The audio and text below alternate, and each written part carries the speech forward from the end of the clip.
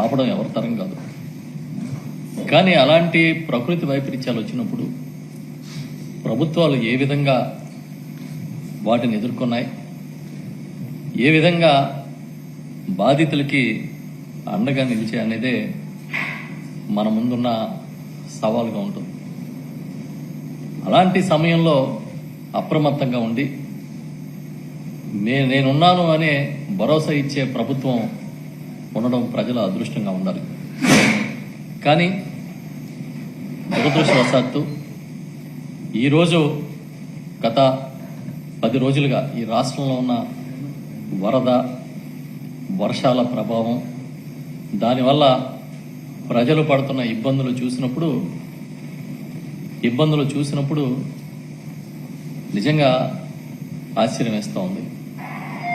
ఒక ప్రభుత్వం తన బాధ్యత సక్రమంగా నిర్వర్తిస్తుందా లేదా అనే ఆలోచన, ఒక ప్రశ్న అందరికి కూడా వచ్చింది. ఇవాళ ఇటు విజయవాడ మొదలుకొని సుమారుగా 20 జిల్లాల్లో వర్ష ప్రభావం, వరదల ప్రభావంతో తీవ్రంగా నష్టాలు జరిగాయి అన్నప్పుడు నిజంగా ఇవాళ ఈ ప్రభుత్వం ఏదైతే చంద్రబాబు నాయుడు గారి నాయకత్వంలో నడుస్తున్న కూటమి ప్రభుత్వం ఉందో ఆ ప్రభుత్వం సక్రమంగా మేము వరద పరిస్థితులను ఎదుర్కొన్నాం, బాధితుల్ని ఆదుకున్నామని గుండెల మీద చెయ్యేసుకుని చెప్పగలుగుతుందా అని నేను అడుగుతున్నా.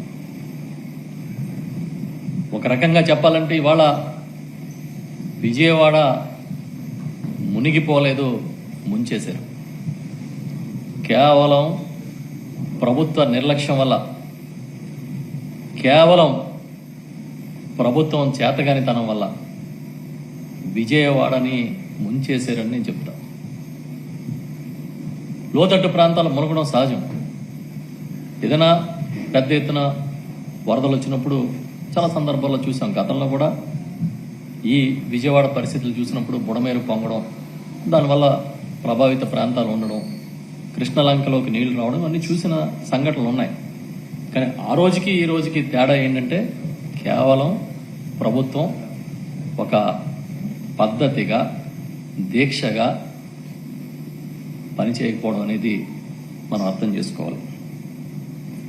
8 రోజుల తర్వాత దాదాపుగా ఇవాళకి వరద బాధితుల కష్టాలు పెరిగినాయే కానీ తగ్గలేదు. కనీసం అసలు ఒక ప్రభుత్వ బాధ్యత ఏంటి? ఏదైనా ఒక విపత్తు వస్తుంది, వరద వస్తుంది, ఎలర్ట్లు వచ్చినాయి అన్నప్పుడు ముందు ఆ పరిస్థితుల్ని అర్థం చేసుకుని లోతట్టు ప్రాంతాల్లో ఉన్న వాళ్ళని సురక్షిత ప్రాంతాలకు తరలించడం మొట్టమొదటి విధి. కానీ ఈ రోజుకి ప్రభుత్వం చెబుతున్న లెక్కలే తప్ప ఎక్కడ పునరావాస కేంద్రాలు నిర్వహిస్తున్నారో, ఏ పునరావాస కేంద్రంలో ఎంతమంది ఉన్నారో దాని వివరాలు కానీ, కనీసం పునరావాస కేంద్రాల అడ్రస్లు కానీ ప్రభుత్వం ప్రకటించలేదంటే ఇంతకన్నా చేతగానితనం ఉంటుందా అని నేను అడుగుతున్నా. ఎన్నికల ముందు మీ నినాదం ఏంటి? ఎన్నికల ముందు ఈ రాష్ట్రానికి తెలుగుదేశం పార్టీ ఇచ్చిన నినాదం ఏంటి? బాబు గ్యారంటీ. ఏమిచ్చాడు గ్యారంటీ? ఆదుకుంటానని చెప్పే ఒక భరోసా కూడా ఇవ్వలేకపోయిన పరిస్థితి. కేవలం డిజాస్టర్ మేనేజ్మెంట్ చేయాల్సిన వాడు డిజాస్టర్ మేనేజ్మెంట్ని వదిలేసి మీడియా మేనేజ్మెంట్ చేసుకుంటూ మీడియాలో పబ్లిసిటీ చేసుకునే పరిస్థితిలో ఇవాళ కనిపిస్తోంది ఈ రాష్ట్ర ప్రభుత్వం. నెపం ఒకళ్ళ మీద ఒకళ్ళు తోచుకుంటూ అసలు చాలా చిత్రమైన పరిస్థితులు మనం చూస్తున్నాం. రోజులు గడిచే కొద్దీ పరిస్థితులు ప్రశాంతత రావాల్సింది పోయి రోజులు గడిచే కొద్దీ ప్రజల్లో ఆందోళన పెరుగుతోంది. నేను అడుగుతున్నా సూటిగా, 2019-24 మధ్య గౌరవ జగన్మోహన్ రెడ్డి గారి రాష్ట్రానికి ముఖ్యమంత్రిగా ఉండగా ఎక్కడైనా వరదలు వచ్చాయి, గోదావరి వరదలు వచ్చినాయి, ఇతర వరదలు వచ్చినప్పుడు ఎక్కడైనా ప్రాణ నష్టం సంభవించిందా? వరదల వల్ల, వర్షాల వల్ల 45 మంది ప్రాణాలు కోల్పోయిన ఈ సంఘటన ఈ ప్రభుత్వానికి కలిచివేయట్లేదా? ఈ ప్రభుత్వాన్ని కుదిపేయట్లేదా అని అడుగుతున్నాం. ఇంత టెక్నాలజీ పెరిగి మేము చాలా టెక్నాలజీలో అగ్రగణ్యం, ఈ దేశానికి టెక్నాలజీని నేర్పించిన అని చెప్పిన వాళ్ళు 45 మంది ప్రాణాలు పోతే మీకేమీ సిగ్గు అనిపించట్లేదా అని అడుగుతున్నా. ఒక రకంగా చెప్పాలంటే ఇది ఈ ప్రభుత్వ ఫెయిల్యూర్ స్టోరీ. ఈ ప్రభుత్వం ఏర్పడిన తర్వాత ఇది ఒక పెద్ద ఫెయిల్యూర్ స్టోరీ. మీరు వరదలనే చూస్తూ ఉన్నారు, వరద కష్టాలనే చూస్తూ ఉన్నారు, కానీ పరిపాలనలో డొల్లతనం కూడా మనల్ని ఇవాళ ఆశ్చర్యపరుస్తోంది.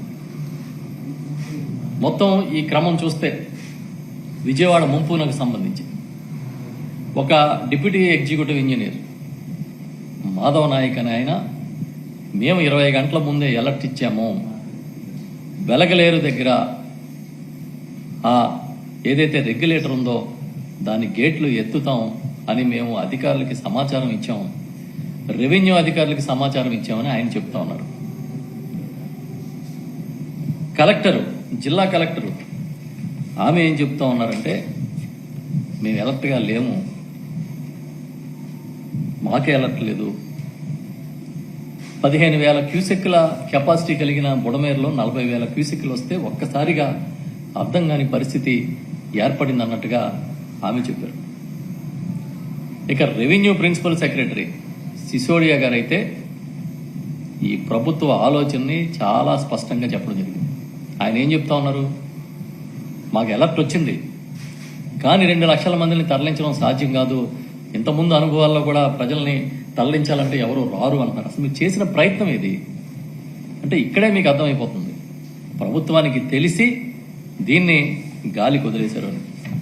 28వ తేదీన అలర్ట్ వచ్చినప్పుడు ముఖ్యమంత్రి గారు వరద ప్రభావం లేదా వర్షాలు, భారీ వర్షాలు రాబోతున్నాయని కానీ ఈ ప్రభావం ఎలా ఉండబోతుందని కానీ ఒక్క రివ్యూ అయినా చేశారా? కనీసం 28ని క్యాబినెట్ కూడా జరిగినట్టుంది. ఆ క్యాబినెట్లో ఏ విధంగా దీన్ని ఎదుర్కోవాలనే విషయం మీద కానీ ఇంకా ఇతర దీనికి సంబంధిత అంశాల మీద కానీ చర్చించారా, సమీక్ష చేశారా? నేను ఆ మధ్యన చూశాను, కరెక్ట్గా అదే డేట్స్లో ఏదో ఒక సినీ నటికి సంబంధించిన ఇష్యూలో సీఎంఓ ఆరా తీసిందని పత్రికలో వచ్చింది. మరి సీఎంఓ వరదల గురించి, వర్షాల గురించి ఆరా తీయలేదా? ఏం చర్చించలేదా? ఇది పెద్ద విషయం కాదనుకున్నారా? దీన్ని బట్టి మీకు ఏమర్థమవుతుందంటే అలర్ట్గా ఉండడం కాదు, లేకపోవడం కాదు, అసలు దీన్ని చాలా తేలిగ్గా తీసుకున్నారు. ఈ ప్రభుత్వం వరదలు అనే విషయాన్ని చాలా తేలిగ్గా తీసుకుంది. భారీ వర్షాలు, ముంపు అనే విషయాన్ని చాలా సింపుల్గా కొట్టిపరేసినట్టుగా కనిపిస్తూ ఉంది. విజయవాడ నడిబొడ్డులో మొగలరాజపురం దగ్గర కొండ చర్యలు విరిగిపడి 5గురు మరణిస్తే అది సెక్రటేరియట్కి కోతవేటు దూరం, అంటే సుమారు 4 కిలోమీటర్ల లోపు ఉండొచ్చు సంఘటన జరిగింది. ముఖ్యమంత్రి గారి రెసిడెన్సీకి ఒక 3 కిలోమీటర్లు ఉండొచ్చు. కనీసం విజయవాడ లాంటి సిటీలో కొండ చర్యలు విరిగి ఒక 5గురు చనిపోతే ఎలా రెస్పాండ్ అయింది ప్రభుత్వం? ఎవరైనా వెళ్ళారా అక్కడికి? 6గురు పక్కనే ఉన్న ముఖ్యమంత్రి గారు కనీసం విజిట్ చేశారు? పోనీ ఏదైనా అర్జెంటుగా మనం వెళ్లాల్సింది ఎవరు అంటే డిజాస్టర్ మేనేజ్మెంట్కి సంబంధించిన అధికారులు కానీ, ఉన్నతాధికారులు కానీ, లేకపోతే మంత్రులు కానీ పరుగులు తీశారా అక్కడికి? ఎప్పుడైతే మీరు చాలా తేలిగ్గా తీసుకున్నారో ఈ యంత్రాంగం కూడా ఆ తర్వాత సంఘటనల పట్ల ప్రభుత్వం తీరును బట్టే వారు కూడా చాలా పైపైన తేలిగ్గా తీసుకున్నారని నేను కూడా భావిస్తూ ఉన్నా. ఈ రోజున మనం చూస్తే అసలు ఫస్ట్ ఇంత ఫ్లడ్ వస్తున్నప్పుడు ఇదే కృష్ణా నది పైన 3 మేజర్ రిజర్వాయర్స్ ఉన్నాయి, మేజర్ ప్రాజెక్ట్స్ ఉన్నాయి. శ్రీశైలం కానీ, నాగార్జున సాగర్ కానీ, పులిచింతలు కానీ. కనీసం ఆ ప్రాజెక్టులో ఫ్లడ్ క్వశ్చన్ పెడితే ఈ పరిస్థితి లేదు కదా. అంటే ఇరిగేషన్ అధికారులు, ఇరిగేషన్ శాఖ ఏం చేస్తూ ఉంది? అసలు ఇరిగేషన్ శాఖకి, డిజాస్టర్ మేనేజ్మెంట్, రెవెన్యూకి మధ్య సమన్వయం ఉందా లేదా? ఇవన్నీ ప్రశ్నలు. మీకు చేత కాలేదు, మీరు అయోమయంలోకి పోయారనడానికి ఇవే కదా. వాళ్ళు ఏదో చెప్తా ఉన్నారు బుడమేరుకు సంబంధించి. నేను అడుగుతా ఉన్నా, అసలు బుడమేరు మోడర్నైజేషన్ 2014-19 మధ్య చంద్రబాబు నాయుడు గారు ముఖ్యమంత్రిగా ఉండగా మీరు చేస్తానంటే ఎవరన్నా అడ్డుకున్నారా? చేయొద్దని చెప్పారా? మొట్టమొదటి బుడమేరు మోడర్నైజేషన్ ఎవరు టేకప్ చేశారు ఫస్ట్ బిగినింగ్ లో? ఆ రోజు ముఖ్యమంత్రిగా ఉన్న దివంగత నేత రాజశేఖర రెడ్డి గారు ముఖ్యమంత్రిగా ఉండగా బుడమేరు మోడర్నైజేషన్ స్టార్ట్ చేశారు. ఆ తర్వాత చంద్రబాబు నాయుడు గారు అధికారంలోకి వచ్చిన తర్వాత 14లో కనీసం దానికి సంబంధించి ఒక జీవో ఇచ్చారు తప్ప పనులు ఏమైనా ముందుకు తీసుకెళ్లారా? కానీ వాళ్ళు ఏం చెప్తా ఉన్నారు, ఇదేదో పాపం అంతా జగన్మోహన్ రెడ్డి గారు చేశారు, ముఖ్యమంత్రిగా పట్టించుకోకపోవడం వల్ల ఇదంతా జరిగిందన్నట్టుగా మాట్లాడుతున్నారు. నేను అడుగుతా ఉన్నా, 2014-19 మధ్య బుడమేరు ఆధునీకరించి మీరు కరెక్ట్గా వాటర్ అంతా డిశ్చార్జ్ అయ్యే మోడర్నైజేషన్ చేస్తానంటే మీకు అడ్డుపడింది ఎవరన్నా ఉన్నారా అని అడుగుతున్నాం. లేదా కొత్తగా మొట్టమొదటిసారి మీరు అధికారంలోకి వచ్చినట్టుగా, గతంలో ఎప్పుడు అధికారం తెలియనట్టుగా కొత్త కొత్త మాటలన్నీ మాట్లాడుతూ ఉన్నారు. 4 సార్లు ముఖ్యమంత్రి అయిన చంద్రబాబు నాయుడికి దీనితో పెద్ద సంబంధం లేనట్టు, 4 ఏళ్ళు 5 ఏళ్ళు ముఖ్యమంత్రిగా పనిచేసిన జగన్మోహన్ రెడ్డి గారు ఏదో తప్పు చేసినట్టుగా ఇవాళ చిత్రీకరించే ప్రయత్నం చేస్తూ ఉన్నారు. మీరు చెప్పిన దాన్ని అద్భుతంగా ప్రజల్లో ప్రజెంటేషన్ చేసే మీడియా బలం మీకు ఉంది కాబట్టి మీరు మాట్లాడుతూ ఉన్నారు. మొట్టమొదటి రోజే చెప్పాం ఇది మ్యాన్ మేడ్ డిజాస్టర్ అని. దానికి సంబంధించి వాళ్ళేదో తెలుగుదేశం పార్టీ మంత్రులు ఎవరో ఇది జగన్ గారి వల్ల జరిగిన డిజాస్టర్ అన్నట్టుగా మాట్లాడుతూ ఉన్నారు. అర్థం ఉండాలి, ఏదైనా మాట్లాడితే ప్రజలు హర్షించాలి. మీ చేతగానితనానికి ఎంతకాలం జగన్ గారిని నిందించి మీరు తప్పించి తిరుగుతారని నేను అడుగుతున్నా. కనీసం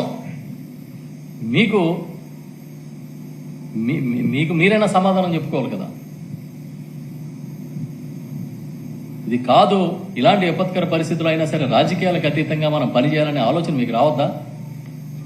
అద్భుతంగా పనిచేసాము కానీ కావాలని ఇదేదో ప్రచారం చేస్తున్నారని మీరు మాట్లాడుతూ ఉన్నారు.